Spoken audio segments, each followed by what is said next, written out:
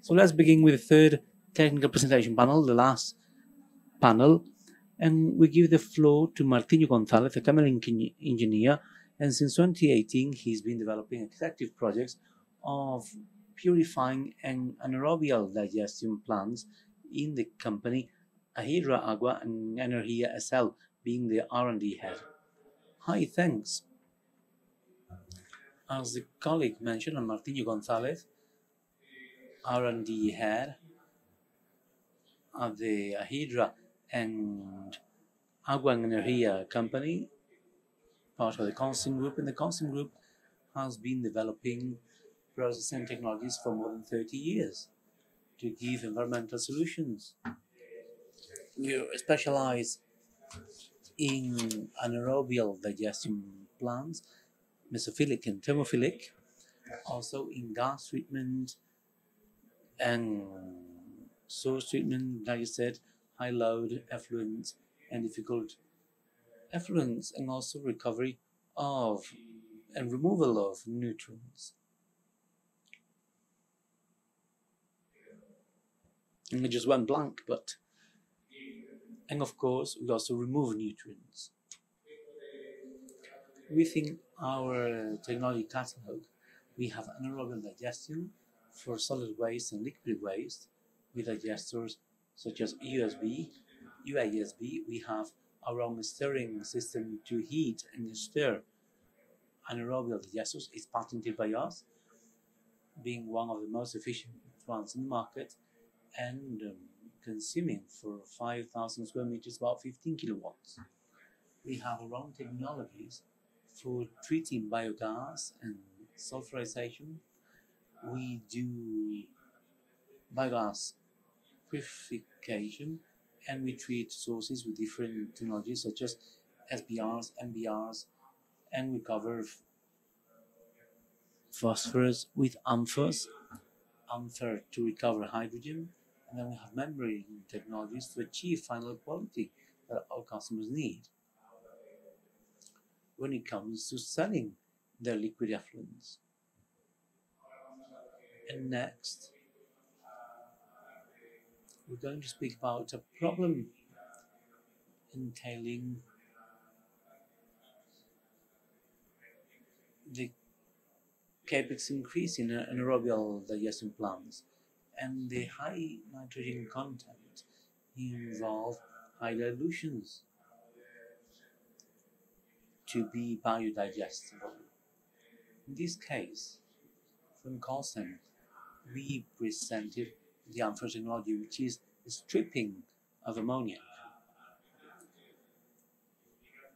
And to begin explaining how this process works, we need to speak about the balance between the two forms of ammonic nitrogen, which is ammonium nitrogen dissolved in water, and then ammonia, which is partially dissolved in water, and depending on the temperature, it may have a certain solubility. That's why it's so important to control the process regarding the pH and the temperature. In the first chart, you may see different curves of relationship between ammoniac nitrogen and free ammoniac with different pH and temperatures. And on the other chart, you may see the solubility variation of this ammoniac according to temperature. So what does AMFER consist of? Well, it's a technology developed with the aim to recover nitrogen in waste or digestives.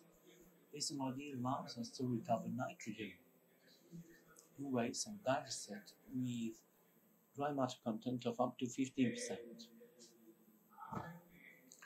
AMFER has several stages. First, we have the CO2 stripping. Here we eliminate the carbon dioxide of the fluid, and we manage to elevate the pH to transfer this balance to the ammonia form.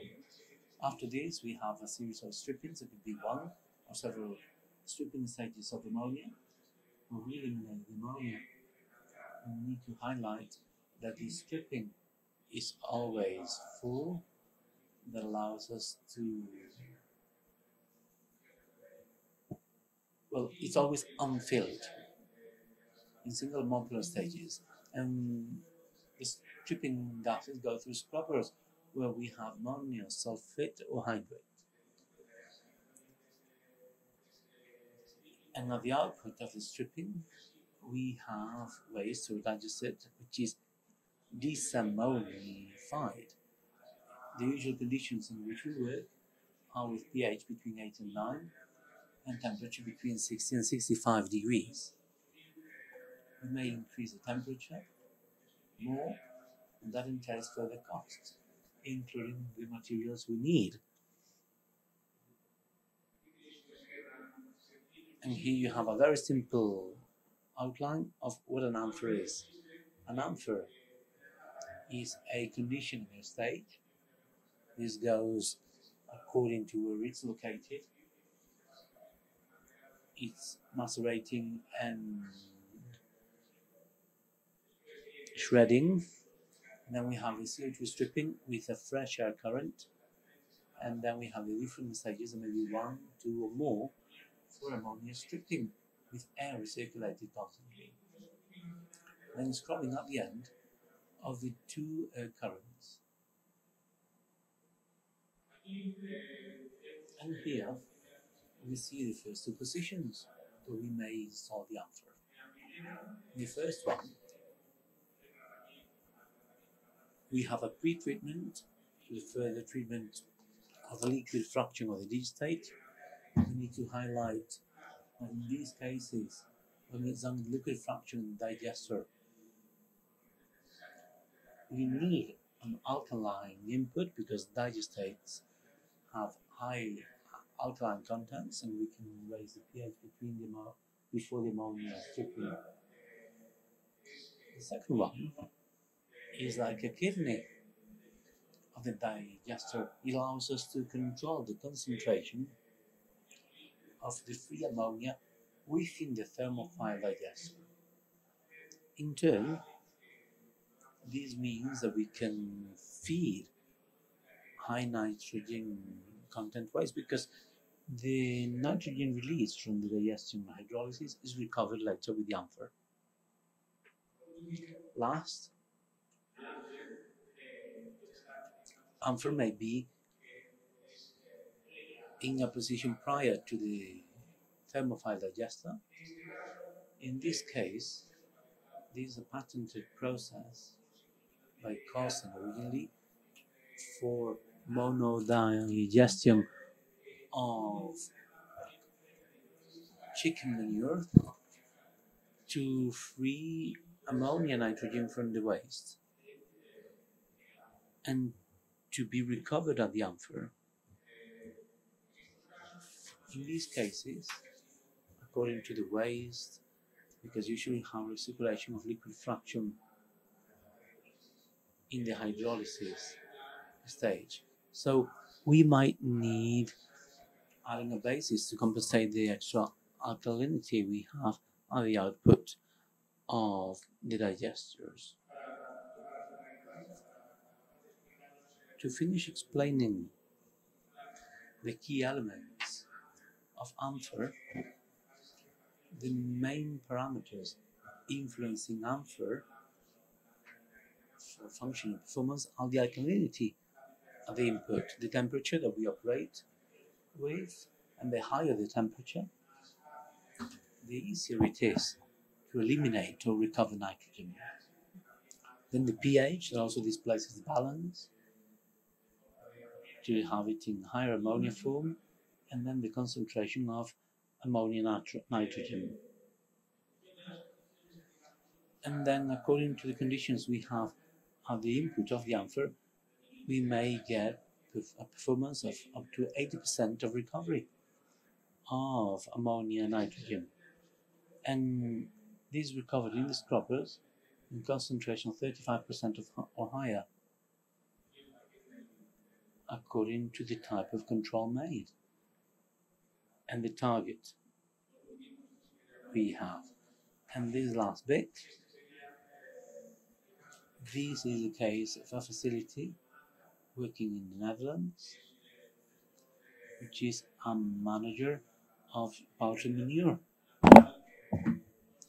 where calcium installed this, and here you may see the process outlined with figures. In this installation of 35 tons of poultry manure with 35% of dry matter and 30 kilos of nitrogen, 900 kilos of nitrogen are recovered per day, which is not bad at all. And this allows us to have a volume of digestion quite small. In other cases, we need dilutions of up to 5 or 6 times more of water contribution to have nitrogen in the inhibition area. Here's the end of my presentation. Thank you so much for your attention. Thank you.